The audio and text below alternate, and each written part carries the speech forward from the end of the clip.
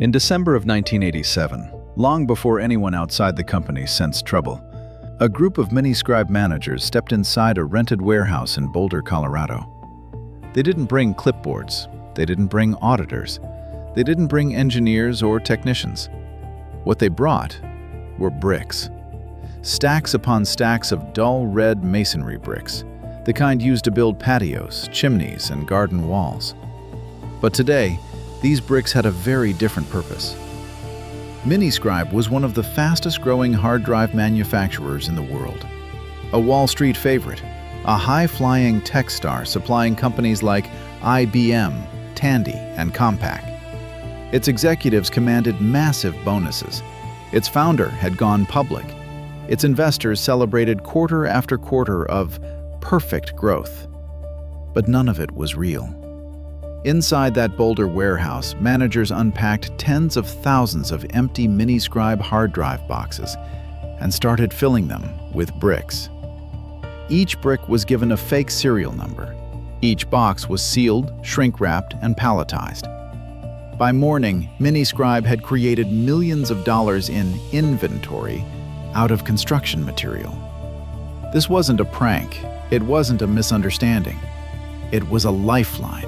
The only way to hide a financial hole so large it threatened to erase the entire company. And the most unsettling part? The auditors never suspected a thing. The unraveling of Miniscribe, the tech company that literally shipped bricks, didn't start with a shipment or a warehouse or an angry customer. It started because one manager found numbers that didn't add up, and because a company decided the truth was more dangerous than the fraud hiding it. To understand how Miniscribe reached a point where bricks could masquerade as high-tech hardware, we need to go back to 1980, the year everything began. Terry Johnson, a veteran of IBM, Memorex, and Storage Tech, saw an opportunity most people overlooked. The personal computer revolution was beginning, and hard drives were still rare, expensive, and massive. Miniscribe launched with one mission: build smaller, cheaper, reliable drives for the booming PC market. At first, things were rocky. Competition was fierce. The company was small, and early prototypes failed more often than they worked. But Miniscribe caught two breaks that changed everything. First, Tandy needed a custom-designed drive for its computers. Miniscribe delivered. Then, IBM needed a second-source supplier for the XT's hard drive, someone not named Seagate. Miniscribe agreed. And suddenly, the tiny Colorado startup was supplying some of the biggest players in computing. Revenue soared. The company went public. Manufacturing expanded to Singapore and Hong Kong. Miniscribe became one of the fastest-growing tech manufacturers in America. But a rapid rise brings something else with it: expectations. And expectations, when tied to bonuses, stock performance, and Wall Street pressure, have a way of turning into demands. Inside Miniscribe, those demands would become deadly. By the mid-1980s, Miniscribe wasn't just growing, it was exploding. Sales multiplied, new customers poured in. Hard drives were becoming essential, not optional, and every quarter, Wall Street wanted more. But that growth came with a cost. Miniscribe was now trapped inside a machine of its own making. Its largest investor, Hambrecht & Quist, wasn't just supplying money. They supplied expectations, the kind that came with strict performance targets and zero tolerance for failure. And they brought in someone to enforce those expectations: Quentin Thomas Wiles. Most people knew him by a different name, QT Wiles. And inside the industry, he was known by another, Dr. Fix-It. Wiles had a reputation for turning around troubled tech companies. Not gently, not patiently, but aggressively, with a style that left little room for mistakes. At Miniscribe, he didn't just raise the bar, he raised the consequences. Growth targets weren't suggestions, they were mandates. Missed numbers meant lost bonuses. Missed bonuses meant lost jobs. One former manager would later describe the environment as controlled panic. Another called it a constant fight to keep your head above water. Inside the company, stress bled into every department. Sales teams pushed unrealistic orders. Manufacturing ran at speeds the equipment wasn't designed for. Finance scrambled to report numbers that fit the story executives wanted to tell. And underneath it all, a quiet truth was spreading. Miniscribe wasn't performing nearly as well as its financial statements claimed. Growth was slowing, margins were shrinking, competition was rising, and expensive new product lines, pushed hard by Wiles, were missing sales projections entirely. But in a culture where bad news could kill a career, managers learned to hide it. Small adjustments, tiny manipulations, minor fixes, just enough to keep the numbers looking good. But those fixes piled up, and soon the company wasn't just smoothing out mistakes, it was burying them. What started as pressure to perform was slowly mutating into something far more dangerous, a culture where truth itself became optional. And inside that culture, the first cracks in Miniscribe's financial reality began to show. In early 1987, Miniscribe was preparing for what should have been a routine inventory check, the kind of internal sampling done before the company's external auditors, Coopers and Lybrand, arrived to certify the numbers. No one expected trouble. Inventory audits were usually boring. A few missing parts, a few miscounts, nothing unusual. But this time, something was different. When managers compared their physical stock to what the system said Miniscribe should have, a gap appeared. Not a small one, not a rounding error, a hole. Somewhere between $2 and $4 million of inventory simply didn't exist. In most companies, the discovery would trigger a correction, an adjustment to reduce reported profits. It would hurt in the short term, but the fix would be clean. But not at Miniscribe. Admitting the loss meant admitting failure. And in Wiles's world, failure wasn't an option. Instead, management began working backward, not to find missing inventory, but to hide the fact that it was gone. Two controllers, Warren Perry and Steve Wolf, were instructed to fix the discrepancy. They stayed late into the night, long after the office was empty, working directly inside Miniscribe's computer system to alter the test counts. And the more they tried to fix the numbers, the more the numbers pushed back. Because Coopers and Lybrand, the auditors, already had copies of some early counts. Counts that didn't match the story Miniscribe was now trying to tell. Panicked, someone inside the company did something almost unthinkable. They broke into the auditors' locked storage boxes and altered the audit documents themselves, the official papers that external accountants used to verify inventory. It was no longer a mistake, no longer a fix. This was fraud, active, deliberate, and coordinated. And once the seal was broken, once Miniscribe crossed the line for the first time, the company's entire financial structure began tilting toward disaster. But instead of stopping, leadership convinced themselves that they could still outrun the truth. What no one realized in that moment was this: a $2 million hole was small. Compared to what was coming next, it was nothing. By late 1987, the pressure inside Miniscribe had reached a breaking point. Executives had spent almost a year covering up the inventory hole, not fixing it, not reducing it, but burying it. And every time they buried one problem, a bigger one surfaced. Costs were rising, sales were slowing, and the high-end hard drives Wiles had promised investors were failing to sell. Inside the company, panic was becoming policy. Wiles flew to Miniscribe's overseas operations, Singapore first, then Hong Kong, where he discovered something far worse than he expected. Inventory mismanagement was not limited to Colorado. Entire pallets were undocumented, parts were mislabeled, drives were missing serials, and in some cases, workers weren't sure which drives were assembled correctly, or assembled at all. It wasn't fraud yet, but it was chaos. And chaos was all Miniscribe needed to push the situation past the point of return. When Wiles returned to the US, he was furious. In October 1987, he gathered his top executives in his Sherman Oaks office.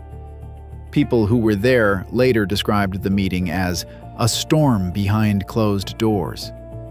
No one knows every word that was said, but one message was unmistakable. The numbers had to be fixed, no matter what it took. Piecemeal solutions were suggested: cutting costs, selling off product lines, adjusting future projections. But Wiles rejected all of it. He wanted something bigger, something that would hide the entire problem and keep Miniscribe's story alive. So a second meeting was scheduled for November. This time, everyone knew the purpose. Come with ideas, real ideas. Ideas bold enough to cover a multi-million-dollar hole. What happened in that November meeting wasn't just a turning point for Miniscribe.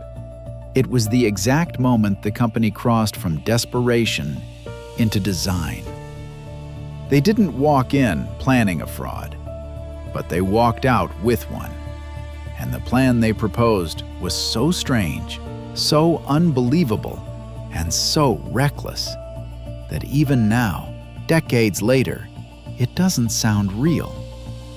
But it happened, and it was only the beginning. When November ended, Miniscribe's executives had something they didn't have before: a plan. A plan no one dared put on paper. A plan that would require secrecy, coordination, and absolute loyalty. Because now, the fraud could no longer stay inside spreadsheets. It had to become physical, tangible, weight you could touch. By mid-December 1987, the decision had been made. Not publicly, not in the boardroom, but quietly through phone calls, hallway conversations, and murmurs behind closed doors. The solution to Miniscribe's missing inventory was to create inventory. Fake inventory. Pallets of it. And to pull it off, they needed something cheap, heavy, and roughly the same size as hard drives. That's when someone suggested an idea that should have ended the meeting instantly. Bricks. Actual masonry bricks. On Saturday, December 19th, managers arrived at a rented warehouse in Boulder, Colorado. It wasn't an official company event. Most employees didn't even know it was happening. But the people who showed up that morning understood exactly why they were there. The trucks were waiting. The pallets were ready. And stacked inside the warehouse were tens of thousands of bricks purchased from the Colorado Brick Company. 26,000 bricks, each one destined to become a hard drive in Miniscribe's books. The managers formed assembly lines. They packed bricks into cardboard boxes sized for disk drives. They sealed them. They wrapped them. They stacked them on pallets. And they weighed each one to match real Miniscribe products. The fraud had officially left the spreadsheets. And the moment those pallets were shrink-wrapped and loaded into the trailers, Miniscribe crossed a line it could never walk back from. Because the bricks weren't just props. They weren't just placeholders. They were evidence.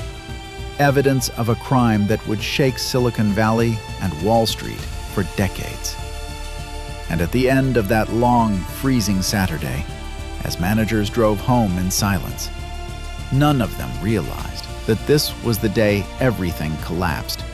Not months later, not after the audits, not after the lawsuits, but right here, with bricks, in a warehouse, in the middle of Colorado. By early 1988, Miniscribe looked healthier than ever, at least on paper.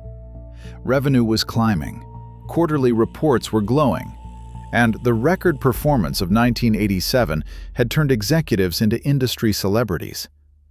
But beneath that illusion was a problem no one outside the company could see. Those bricks weren't going anywhere. Standard accounting practice required auditors to verify physical inventory.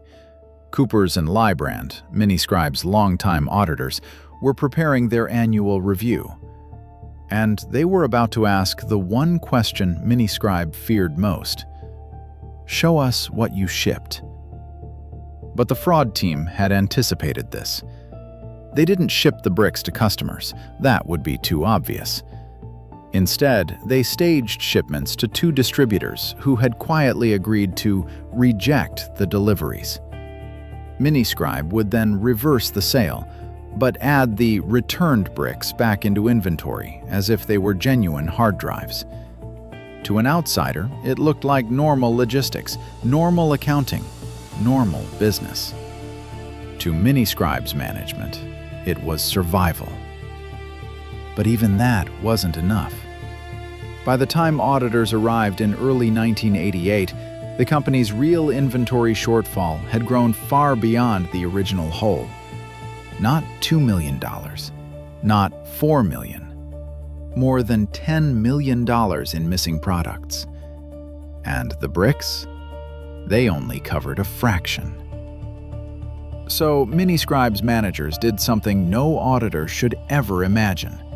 They broke into the auditors' secure lockboxes, the containers that held the official sealed test counts, counts that didn't match the false numbers on Miniscribe's books. Those discrepancies were the ticking time bomb that could expose the entire fraud. And in a single night, Miniscribe managers altered them. They erased the truth. But the thing about fraud is that it never stops growing. Once the tampering began, the only path forward was to tamper again and again. Meanwhile, Coopers and Lybrand gave Miniscribe a clean audit opinion. The company had fooled them.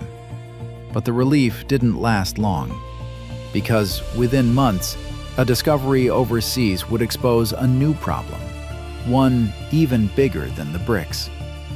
And this time, no one could hide it. By mid-1988, the fraud inside Miniscribe had become too large to manage, and far too large to hide. The bricks had plugged one hole, the forged documents had patched another, and the altered audit counts had bought time. But none of those solutions fixed the real problem.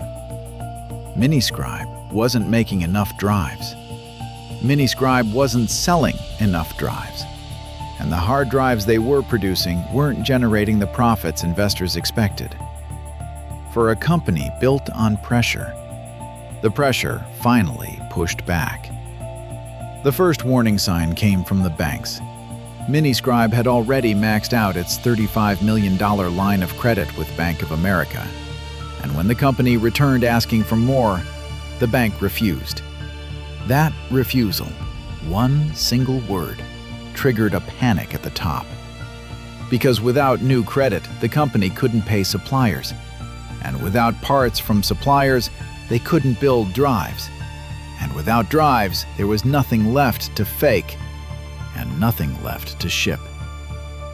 Inside Miniscribe, the collapse had already begun. Workers noticed paychecks arriving late. Vendors stopped answering calls. Parts suppliers suspended shipments. And the once busy production floors started going quiet. Executives tried to buy more time. They went looking for a savior and found one, at least on the surface. Standard Chartered Bank in London, a massive, respected global institution that believed Miniscribe's glowing financial statements. They agreed to extend a new $90 million credit line, $60 million of it usable immediately. It was the lifeline Miniscribe desperately needed. But there was a problem. The bank believed Miniscribe's inventory was real. It wasn't. And before the ink had even dried on the agreement, Miniscribe returned asking for more credit. An act so suspicious it sent shockwaves through Standard Chartered's internal risk department.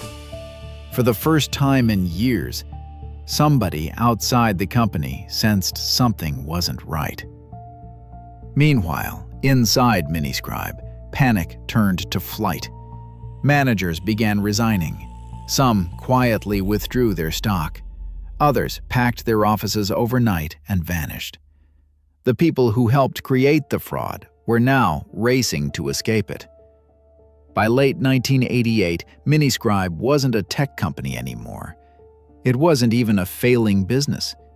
It was a collapsing shell held together by falsified reports, staged shipments, and numbers no one believed, not even the people who wrote them. The walls were closing in. And the next discovery would do what the auditors couldn't, what the banks hadn't, what the forged documents had delayed. It would finally expose the truth. And this time, no amount of bricks could bury it. In early 1989, Miniscribe finally ran out of places to hide. The losses were growing faster than the fraud could cover them. The banks were losing patience, and suppliers no longer believed the excuses about delayed payments or temporary cash issues. But the real breaking point came in February, when the company appointed a new CEO, Richard Riefenberg. Riefenberg wasn't connected to the original fraud. He wasn't part of the inner circle, and he didn't trust the numbers he was handed. So one of his first actions was simple and devastating. He ordered a full, ground-up inventory analysis. No adjustments, no estimates, no assumptions. Every pallet, every box, every drive. And when the results came back, it was no longer possible to pretend. Miniscribe wasn't missing a few $1 million of inventory. It wasn't missing $10 million. It wasn't even close. The company was over $100 million underwater once its true financial condition was exposed. The fraud had eaten the business alive. Former executives tried to intervene. Some urged people to keep quiet. Others attempted to downplay their involvement. But it didn't matter. The numbers told a story no one could rewrite. And in March 1989, Miniscribe publicly announced the truth. Its financial statements for the previous 3 years were false. What followed was brutal. The stock collapsed. Banks froze access to credit. Suppliers walked away permanently. Customers canceled orders. And within months, one of the world's once fastest-growing hard drive manufacturers filed for bankruptcy.